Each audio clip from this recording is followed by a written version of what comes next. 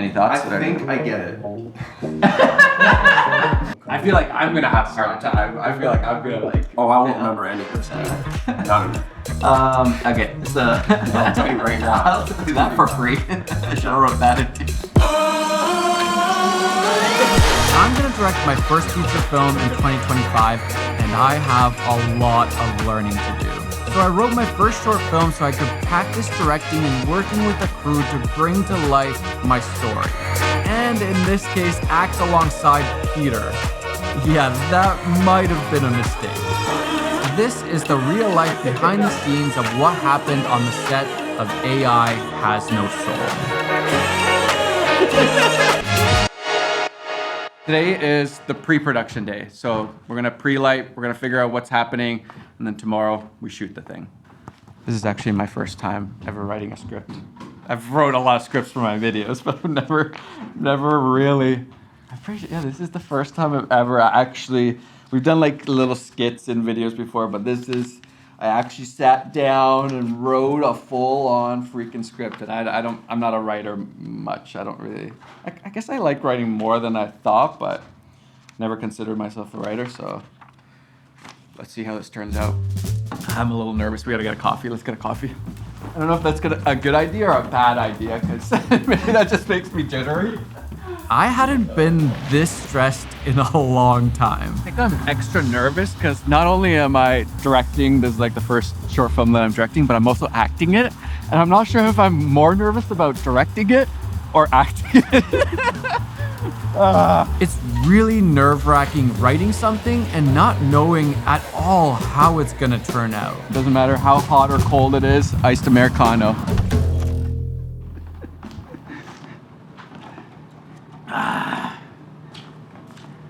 What do I do now? What do I like?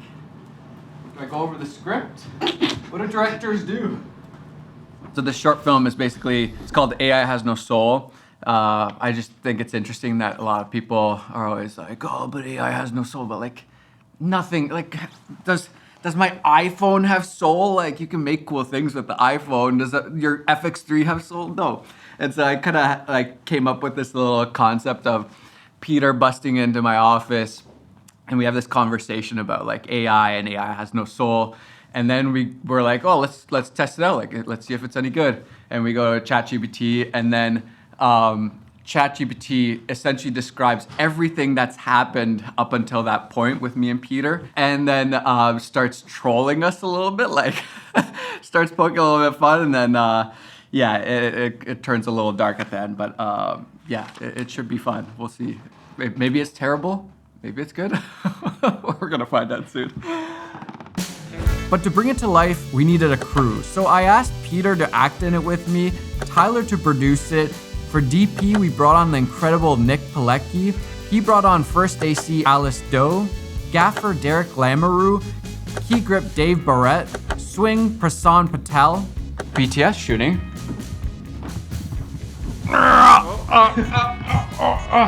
Spencer is our new editor slash BTS shooter slash. When you're doing YouTube, you kind of do everything. So good luck, Spencer. And for audio, I almost forgot about audio, Isaac Melnichuk. Got the script. There we go. Updated. Hasn't changed too much, but a little bit of banter and whatever. But the general stuff. What do we gotta do? Well, we have to go through blocking and kind of like where the talent is going to be today, which is going to be you. Unfortunately, that's me and I'm Peter. excited for it. I think it'll be fun. Blocking, in my mind, is like a dance between three different things. It's the actors and their movements, the camera and where it is in relation to the actors, and how that affects the lighting plan. It's incredibly important to figure out the blocking because it's almost like dominoes where everything falls into place based on the blocking or falls apart. And this was my first time really doing this in a legit narrative kind of way. So I was a little stressed out. Going through the script and being like, okay, so our wide shot establishes a character entering the scene. what angles make the most sense, not to make each shot look the best as possible as if it was like interview lighting, but being like, well, what makes sense as the character travels from here to here? Where does your camera go in relation to like, what's your 180 line? How does it look if we do a wide here, a medium, a close-up? Because you're chatting with the director being like, okay, so this line probably plays more as a wide, but there's gonna be other lines where we're kind of like inside their head and there's a bit of a VO, and you're like, having that play on a wide shot, that's going to be a disconnect to your audience, because people who don't know you might be like, well, who said that? Like, it's getting into like the psychology of the shot, and it's not a science. It's like feeling what's right in the moment to tell the story so it makes the most sense to the viewer. What do you typically like to start with? You want to start with the blocking and then we work on the lighting, or do you want to talk about lighting first and then do blocking? Because they both kind of affect each other, right? Yeah, to me, lighting and blocking are kind of like, they're intertwined with each other. Like, in general, for a space like this, I would probably lean into what the space is giving us rather than trying to like, I never like to fight naturally with this. Right. It never looks good. Yeah. It takes too many resources and you're So never you don't fully want happy. to put down the blinds and cover everything and then just put all the lights up and then like try to depends. mimic the daylight if you don't have to. If I don't have to, like even the best cinematographers, like sometimes you'll see a BTS picture and it's somebody on a shoulder rig and that's all their setup, and it's like, why create more work for yourself? Because inevitably these things are difficult, they're challenging to get through an entire project, so the less hurdles that you put up yourselves for it, it's like, that's a no-brainer to me. And it's much easier to just augment or supplement natural light than to try to recreate it from scratch. At any budget level. Yeah. So many fans, audience, viewers, they know this space intimately. Like, they've seen it evolve over the year. So not fighting it to the point where it's like, oh, it's a new space they've never seen, but augmenting to a point so like, I've never seen this space like this before. That's the kind of important thing. Yeah. I think that's my thinking going into this is I want to keep it realistic, but a little bit of extra. Like, I want to look different, but you're used to it at the same time. Like if I see a people in a department store in a really like a Fincher movie, I'm like, it still has to look like a department store, but I want it to be Fincher's take. On a department store. Yeah. I'm not stressed. No, I feel good. That's what the He's actual chill. shooting He is for. does this all the time. I'm like directing and having to act. I'm stressed on the inside. That's where you keep it. Like I always say, like the director and the DP on set are always like very parent energy, because like the crew kind of feeds off what you throw. Like if the It's our children over there. Yeah, if the car's like. If the car's skidding off the road, you got to put like dad face on. You're like, guys, just a little black guys. And even on the inside, you're like white knuckling. You're like, okay, so. Nick was so good at helping me figure out the blocking just because he had such a good sense of how the actors would be and how we could or could not light them in a nice way. So he had some really great suggestions right away. The majority of the action is just me being at my desk and then Peter busting in and sitting down at a couch. And then there's some stuff that happens and we end up back at the desk. So we needed to figure out, where should the couch be? Where should my desk be? Where's the 180 degree line that we're shooting behind? And then how do we light all of that? I knew what I wanted my characters to do in the scenes, but I didn't know where physically in the office we would be. So to me, it's like three kind of chunks that we're looking to block out. I was, as I've just been like thinking about it, and obviously I know my space and how we would normally interact. So Peter obviously has to bust through the door. That's a key part of it. My station is over here. I think that makes sense that we keep those. So like I would be at the desk at color grading. And then Peter busts through that door. I think Peter would either naturally at least come and just like, I like that he would come to this couch because it shows that like he is comfortable in my space. If he was like, he might come here, but that's a little bit more like you're not fully comfortable with my space. I feel like him just coming to the couch and just like plopping himself here is like how I picture it. And then I would be, in my mind at least, I would be almost like, and I think he might come over and we do like a fist pump or something like that. But I'm kind of like slightly annoyed. I'm stressed. I'm just back from, I changed the script a little bit. I just came, because I'm tanned, I feel like I have to like. You gotta work that in. So I'm like, yo, how was Maui? Yeah, exactly. Yeah, I feel like the general like audience would be like, what you know. So he comes over like, how is Maui? But I'm kind of like, I'm stressed trying to catch up on all the stuff that I'm, you know. Yeah. And then he goes over there, plops himself down, and I'm like, I'm happy that he's here, but also I'm like, and so I'm staying over here as a sign of like, don't, like maybe let's do this another time, you know, like it's cool, but like, you know. And then I think at some point I have to get up. I think we want to both go to the computer together. Yeah, so And so I I think assume that's- it's going to be this computer where you're I kind of think- getting AI to write I the think script. so, yeah.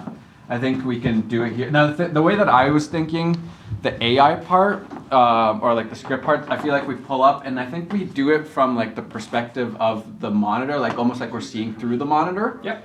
And then the part that hurts my brain, I think I'm gonna put I want the text to be like an overlay, like so it's our faces, and then it's like we're seeing So the it's as if text. the screen is. Yeah, we're like seeing the screen and seeing us. I think I'm gonna put the text the right way, even though technically it should be backwards. Yeah. But I think I'm gonna put it the right way just so we can actually read. Because the part of it's like we want to be able to read Yeah. even the other stuff, so we don't have to read all of the script over. We can kind of like the audience can quickly glance, and then we actually read the important stuff. I think another way, do it from the perspective of the monitor. The other thing you do is like shoot the monitor dirty, so the monitor's bottom of the screen, and you could almost have the text pop up like behind you guys as well, and then that kind of That solves is the true, issue yeah. of like reversing Flipping, yeah. the text. I feel like it in my brain it plays better from like the perspective. from the perspective, and it's also a little bit like ominous, like it's the AI, like Oh, like it's from that's the perspective of the AI almost. All right. That's how my brain is thinking. I don't know if you think that the other way is better, but I feel like that. While discussing blocking, I realized how much of directing is knowing what you like, what you want, and what you're trying to get across to the audience and sticking to your vision. That doesn't mean being a dictator and not listening to anybody or taking any advice or suggestions, but it means hearing the input and suggestions and digesting it and figuring out, is that good or bad for what you're trying to do? And then learning how to communicate that in a nice way that's either a bad idea or a great idea. But then I do think that we also maybe, if we have time, we do like we see the monitor and we just read screen or something. Well, I like think that. even from the perspective of that scene, like you're gonna need other coverage than just coming from the monitor. Anyways. For sure, So yeah. they're gonna things be like off axis because there are points in Yeah. the script where it's like you're reading it, Yeah. but then you break the character and Yeah. talk to each other like, wait, Yeah. what are you thinking? That you're Yeah. like, nah. All that being said, I think I do need to get up at some point and then like actually engage with Peter, And then you guys come back. to and the then we're like, oh, computer station. I have a good idea, and then like. Yeah. And then like, let's ask ChatGPT, like, and then we go to the computer station, and then the rest of it is there. Being able to communicate why or why not and sticking to your instincts and vision. But the key thing after all of that is actually making a decision. And that can be really hard when you're working with a lot of really talented people, and you can easily get, a little bit insecure, like maybe they know more than I do, so let's just go with their suggestion, or having a difference in opinion and not really finding the common ground and just having to go with your instincts of like, I think this will make this film better. And the worst thing you could do is make no decision. Because if you don't, the decisions will be made for you, and most likely the outcome won't be what you wanted.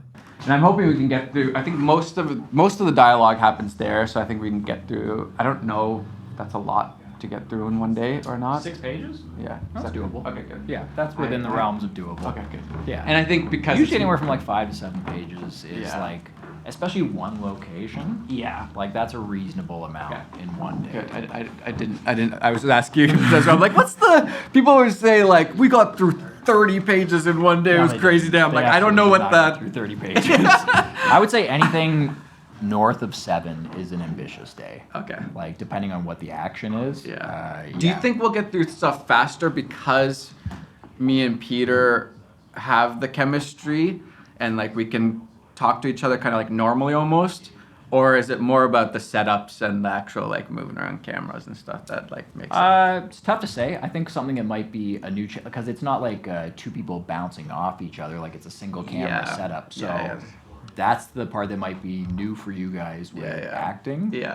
But I mean, it's written in your voice, so I don't think you're gonna have to fight it too hard. And right away, Nick suggested that we move the couch 90 degrees and away from the wall. My gut tells me orientation of this desk, maybe Just to not. change?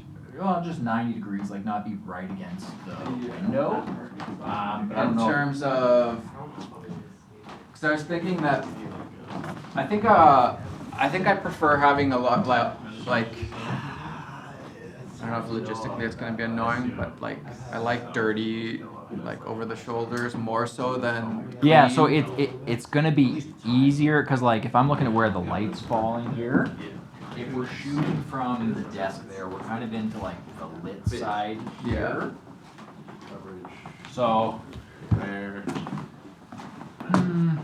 I would probably move the couch like 1.5 feet off the. Just so we get some more separation, and then we would have Peter nicely backlit from the window, and then move my desk, which was also by the wall, 90 degrees out, so that again, I would be backlit by a window, and then we'd have a clean 180-degree line where we could shoot behind. We'd have both me and Peter nicely backlit by the windows and have a shadow side that we're shooting into.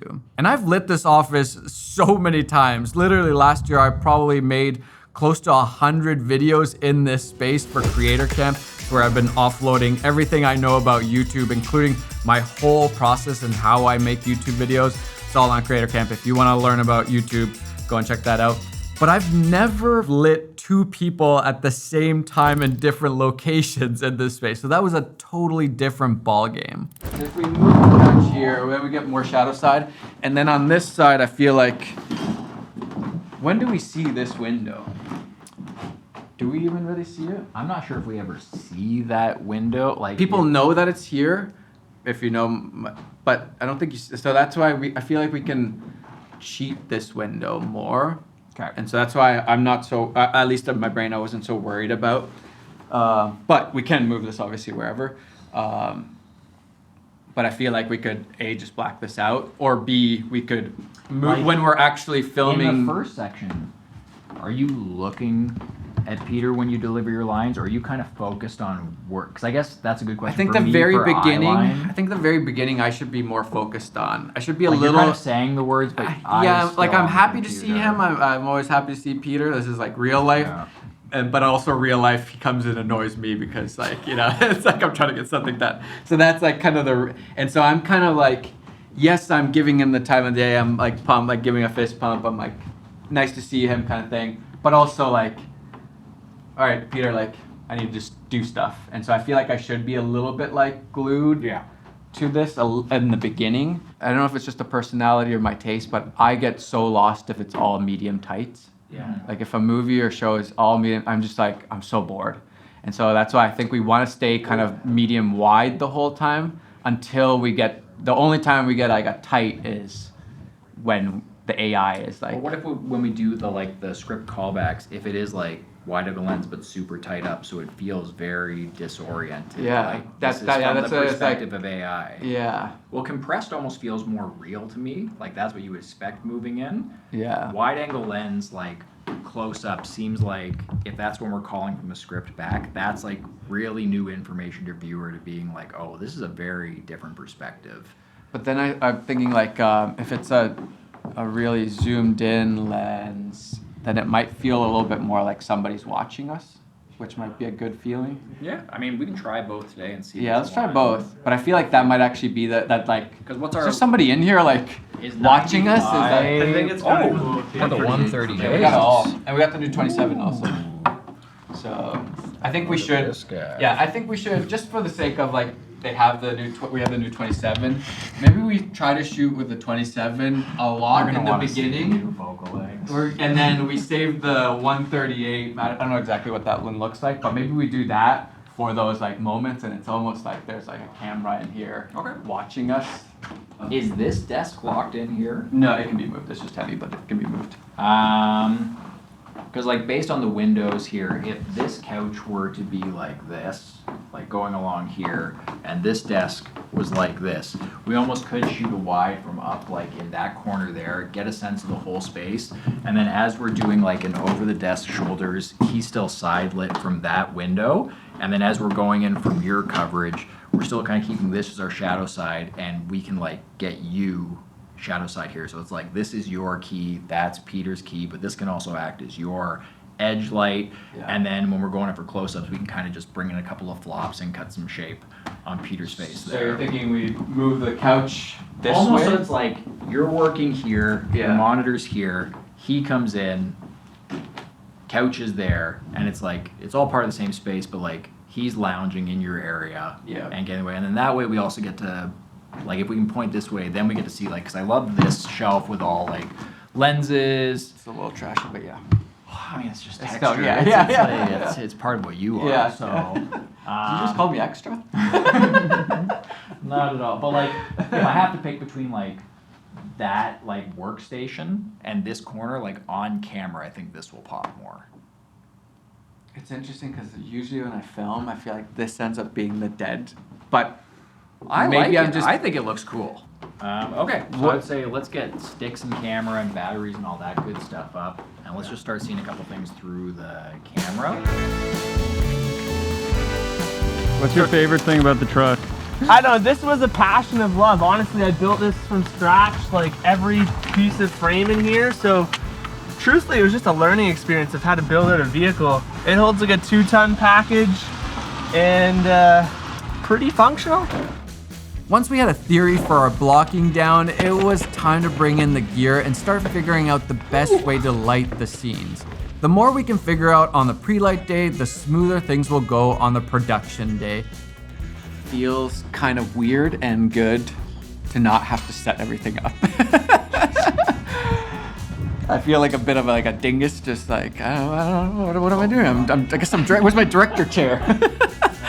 But also, it's so nice to have help and actually make this thing. Yeah, like what do you do with your hands right now? Yeah, what do I... No, I can't. They'll get mad if I touch this. So we're shooting on Alexa 35. How long have you been using this now? Almost 2 years now. What's your thoughts? You like it? I mean, I Hate love it? this camera. No, I love it. It's the worst, right? It's the worst camera on planet Earth. It's great. It's got huge latitude. Yeah, it's great EI range. Like, it's surprisingly very flexible. We filmed on the Arri Alexa 35, which is an incredible camera, but at first I thought we should film this short film on a smaller camera like the FX3 just so we could move fast, and I don't think we really necessarily needed that extra quality. But realizing that Nick owns the Alexa 35, so budget-wise that was great, but he is extra comfortable with that camera, and I thought that might actually speed things up on the day, so I was cool with that. Of course, it's got incredible dynamic range and the best colors, so yeah, we were happy with that. For lenses, we used the Atlas Mercury Anamorphics, which is a 1.5 times squeeze anamorphic.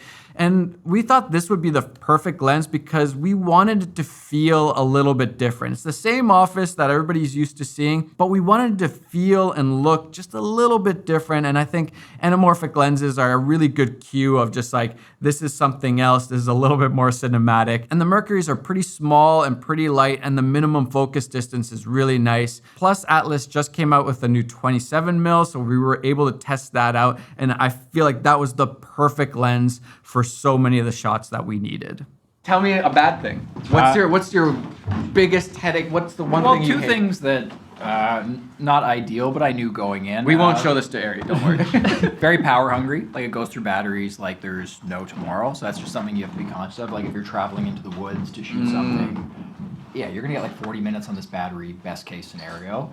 Especially once you attach an external monitor, wireless follow focus, transmitter, like everything eats battery and data. Doesn't sound like I knew you were gonna say that one. Data's a big deal. Yeah. You can burn through a 2 terabyte card in like 2 hours of footage, and if you're coming from like a more mirrorless background, then the idea of shooting 2 terabytes of footage is like, well, but that's a month of footage for me, and I'm like, well, that's a morning. So we're gonna do Arri raw. No. Well, we'll get close to it. It's a great tool, but you have to know which productions are the right one to fit with that tool. And are you excited to use this? Yes. You haven't used the new 27 yet. No. So traditionally, like, anamorphic's already a very widescreen, so they don't always come in like 27 doesn't sound crazy in a spherical world, but in anamorphic, that's a wide lens. So what's the equivalent of a 27 on 1.5? Well, this is a 1.5 squeeze, so like 1.5. So this would probably be closer to like an 18. Yeah, somewhere around there. Yeah. You get the 27 Okay, mil whatever. compression with like an 18 mil field of view. This makes me feel like a pro. As soon as he handed it to me, like, oh right, I'm the director now. All right, should we move stuff around then? Yeah, let's do that. Then it was time to start putting our blocking theories to test. We moved around the couch and desk and table so that everything made sense. Right against the wall. Yeah. It's tough to get depth. It's uninteresting. I think we should flip it. It's a chunk here. You gotta remember too, like, I love this window, but some of the references I was pulling for this were like a lot of like bluer tones, and then like I think we can add in some of these guys to spice it up. But like I like the tonality. Yep. It's a lot of white walls, so like giving that a bit of an imprint in camera. We don't want it to feel too cozy and warm. I think we want it to feel a little. No, AI little is more coming like for all of our Yeah, jobs, exactly. It so- should be a little bit gloomy in a way, I think. So I was saying to Nick, I was like, well, what if we make the windows go a little bit bluer in camera with white balance, and then we bring in practicals and see what that color shift looks like. And if that doesn't work, I mean, then, you know, we go back to the sun look too. Basically, we changed the white balance to around 4500. That way, the natural daylight coming in already has this nice teal blue color to it. And then we could add some practicals in different places and make those a little bit warm and add a little bit more color contrast. Basically, teal and orange in camera. Pre-light is really great because we get to test all sorts of little things that may or may not work, and we can refine things so that we're not wasting time on the production day. There's so much going on. I still haven't finished my coffee, and it's been like 3 hours. Well, good thing it's cold. We're just trying to. The wide shots are always the hardest because you're seeing so much of the room. So like, how do you light things nicely? So we're playing around with practicals. We're thinking about like, do we have a sun kind of popping in? So we're just kind of playing around and seeing what are the possibilities, the potential possibilities, and then gonna try and lock this in. My filter's dirty. We should clean that up.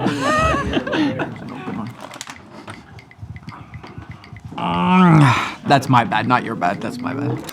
This is our E-Flect. It's basically a disco ball. Throws a bunch of dapples everywhere. Gives you like textures on the walls and stuff like that. But yeah, we're using it to make a little reflection on the back of this couch to make it less drab.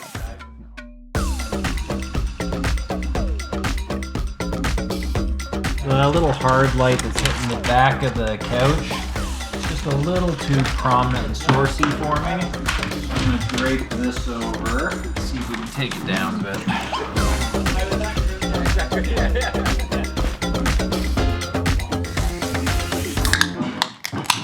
It's only the second of the day. Right now our wide looks good, the framing looks good, but from a lighting perspective, there's a few areas of the room that I'm like, we need a little bit more hit here so that when we punch in for those close-ups, like when we go into the close-up of you here, Matti, like this area is not gonna look great. And I'd rather light it now in the wide than come here and be like, oh shit. White wall. So do you think we have to try and cheat something hitting that, or like Yeah, even if it's a little pop, it's not full sunlight, but it's a little pop of something hitting it, and then we can always. Yeah, I think if we add a little bit of a dapple and do it more subtle so it doesn't feel like it's very drastic. Yeah. Nick didn't like my idea of putting like the typical like YouTuber like color thing up in there, which is fine, that's okay. But yeah, we can try a little mirror and then just make it feel like it's coming from this direction. This was my first time seeing these mirror reflectors on set. These are like a gaffer's big secret. Honestly, these are underutilized in my opinion, and I feel like I've seen this more recently, like a lot more. Before it was like unheard of a little bit, like a secret, and now it's becoming a trend. I think like maybe like 5 people had this, and now with like the introduction of just like getting these on smaller fixtures and with the the use of spotlights, you can really use these more. The biggest thing with these is there's a big learning curve. Like it's not like putting up a bounce and you're like, cool, now it bounces light. You really have to understand how physics work. And the great thing about these is you can shine a light into them, pick your kind of diffusion, and then you can get kind of like that same level of output that you wouldn't get from a traditional bounce. So these kind of live with me every shoot day. And biggest benefits are that you can kind of rig these in places that you wouldn't be able to, or would be sketchy to rig a light, and you can just shoot the light at it and then have the light be over there, but it's not really over there. And this to me looks a lot more natural bouncing off this than just shining the light directly in the room. Is that just, I mean, I think they advertise it. That's just the distance. Like the sun travels from so far away and so bright, and so it's super harsh. When we throw a light right here, it's like, that doesn't look right. And it's very direct, like a light, even if you put a Fresnel or a spotlight, whatever, it's gonna feel more directional. The further you back it up, you lose intensity. Yeah. Whereas once you hit a mirror, it feels like it's refracting in the room.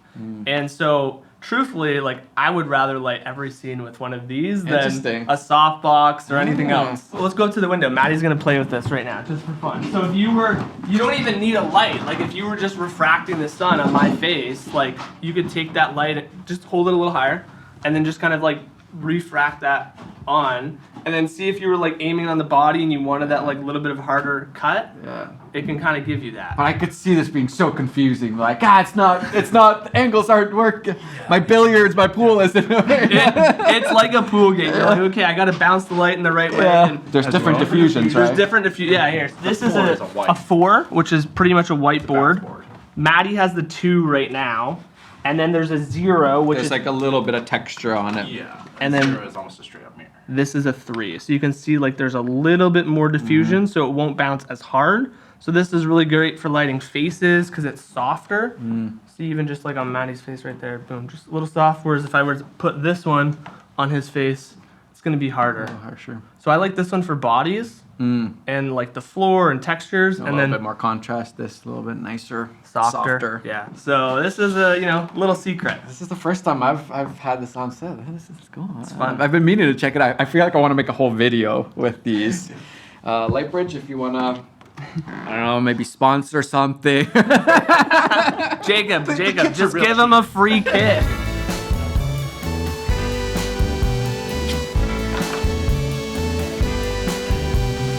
I am spiking the position of this tripod so that tomorrow, because we're gonna go check a bunch of other stuff, tomorrow we can be like, this is where we started, so it's low, put the tripod right here, so it's exactly where it's gonna go. Peter's eye line would still be here. Then we started to figure out the coverage or what angles we would shoot of me doing my lines, and decided on 3 for me and 3 for Peter.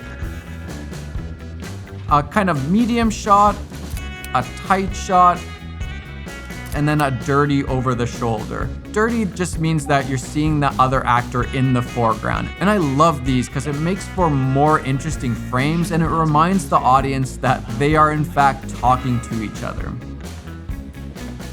The shot from here, the single should be like the tightest. Yeah. We broke for lunch, which was just another opportunity for us to talk about the short film and get on the same page. Communicating what's obvious in my brain, because I've been thinking about this for weeks, is so important.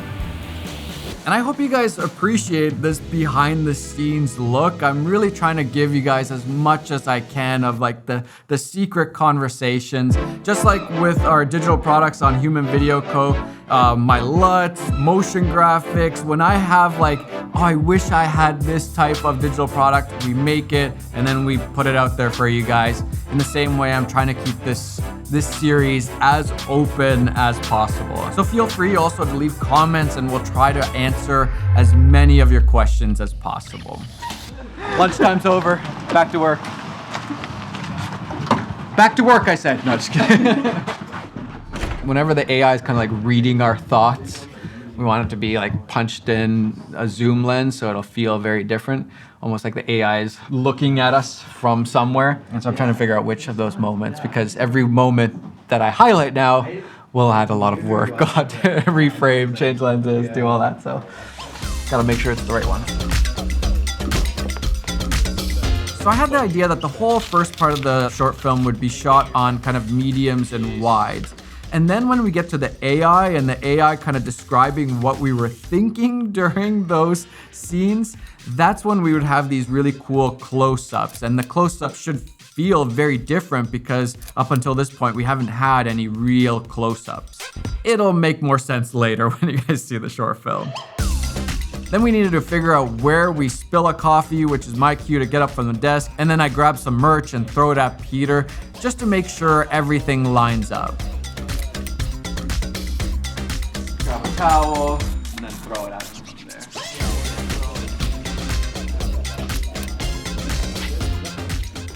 The intro was super important, having Peter bust into the office, and I think we figured out a cool way of doing that. Yeah. I think that's funny. Yeah, I think so too. I think especially Something if about we. the sign that I think works with Peter kicking the door open. And I feel like it feels a little comedic right away. If it's center frame, it's like feels a little like. Yeah, so Derek, I'll take a still image of this and we can talk about do we need a prac? Like what? Well, I'm thinking we play off these he's got this little setup here. Why don't we play this off as turn these on? I have that on all the time. Okay, let me snag a quick still then of you just standing in the doorway. What are you thinking over here? I'm just optioning up stuff. Then it was time to figure out the coverage for Peter. Same deal, 3 different angles we can cut in between. But I like this tunnel to Peter. Okay, so that feels good for his coverage. I don't think I've forgotten anything, but are we good to go into computer world?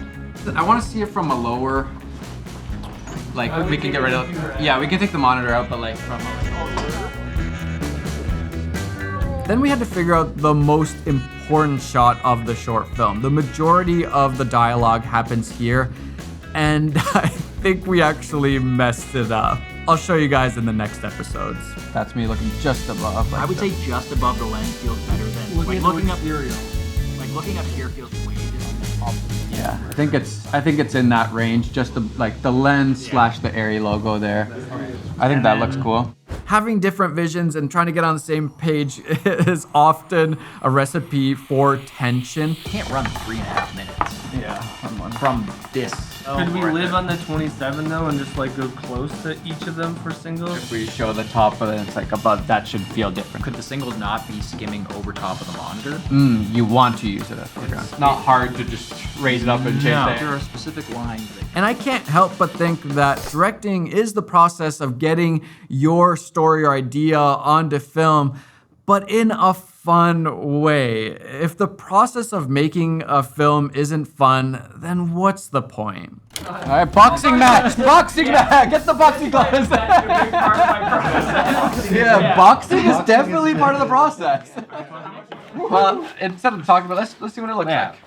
We nailed down our clean singles for me and Peter being at the desk, and then came up with an interesting idea of a security camera look, kind of like the AI is also watching us.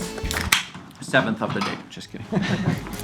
Slightly Kind of creepy. weird that it's like a hidden camera almost, and I think we could even use both of these no problem. And finally, just a few more shots of the monitor so we could see what the AI is writing to us. Cool.